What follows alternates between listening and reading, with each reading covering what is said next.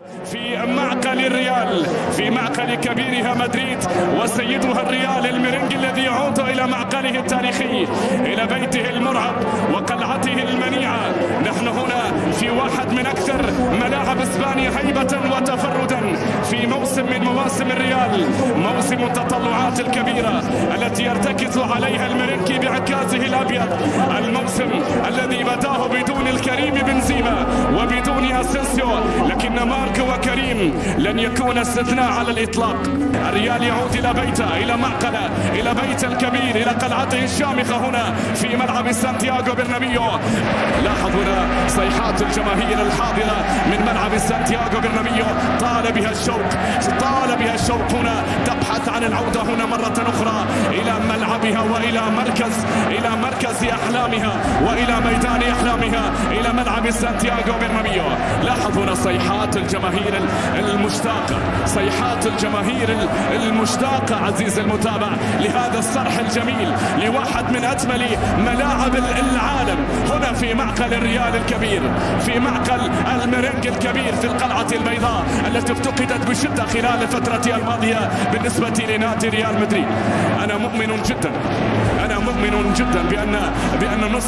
بأن نصف متعة مباريات الريال بحد ذاته، والنصف الآخر هو ملعب البرنابيو، والنصف الآخر هو ملعب البرنابيو، لا جدال ولا شك على الإطلاق في هذا الأمر. الله على صورة البرنابيو من الأعلى، صورة البرنابيو من الأعلى هنا لواحد من أجمل ملاعب العالم. هذا الملعب الذي إن أردنا الحديث عن تاريخه بشكل مبسط سنتحدث على أن يتكي على 14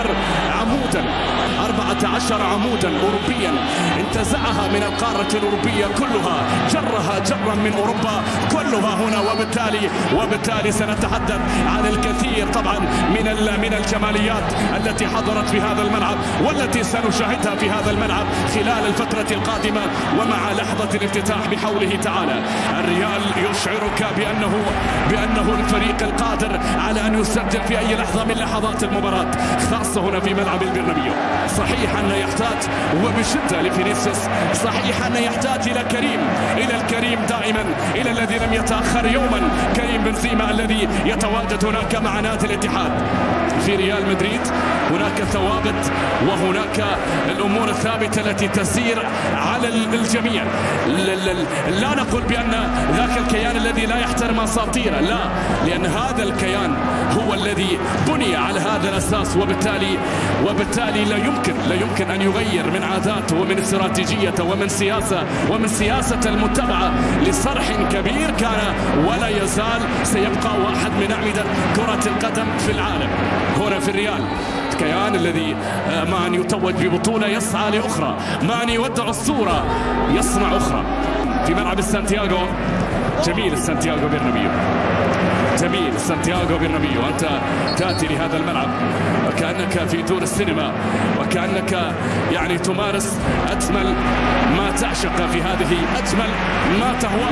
لا أخفيكم القول أيها الأحبة في كل مكان، أنا في بعض لحظات المباراة أقولها بمنتهى الصراحة في بعض لحظات المباراة، وكلما استمعت إلى صيحات الجماهير أرغب بالاستماع ليكون واحد منكم يستمع إلى أهازيج هؤلاء، ولكن لا يمكن أن تبقى المباراة بدون معلق.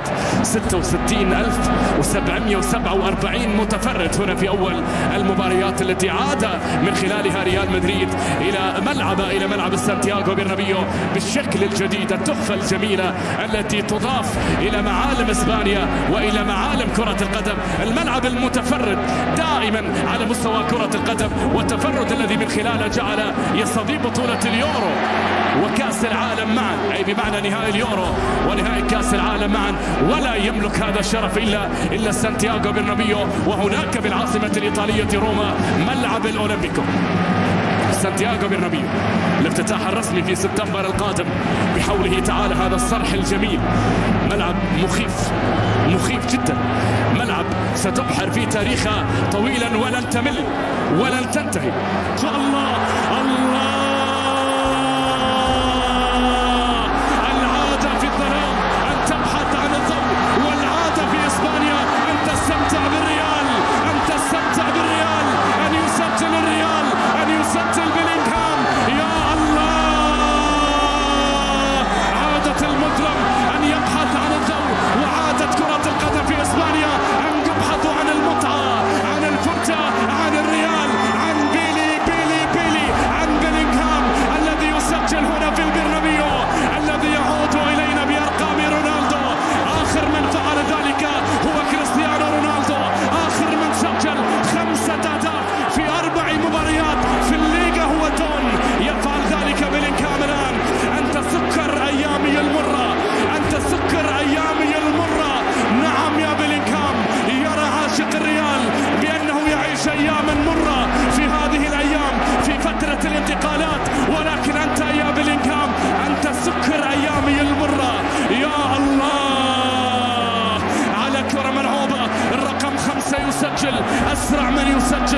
أجمل من يسجل هدفا ويحرك ذكرى، يسجل وهو يحمل الرقم 5، لم يكن مجرد رقما يا بيلي. هنا زيدان مر وارتدى هذا القميص، هنا تون مر وسجل في 5 مباريات.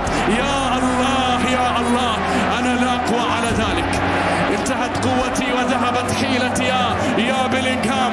هنا في ملعب سانتياغو برنابيو، بيت الرعب، القلعة البيضاء، بيت الراية البيضاء، بيت القلعة البيضاء الذي إن أردنا له تعريفا مستفيضا يمر به عبر كل تاريخ نجد أن له 14 أساسا نالوه، بل استوردوه من كامل أوروبا.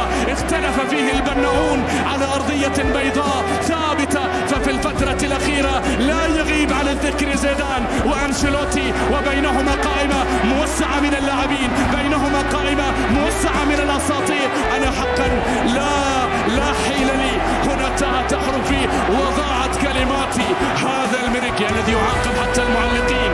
أنت يا ميرينجي قاسٍ حتى على المعلقين، أنت تعاقب المعلقين. هي أسطورة إنجليزية تبنى على مهل، بل قل على عجل، إنك تبنى على عجل.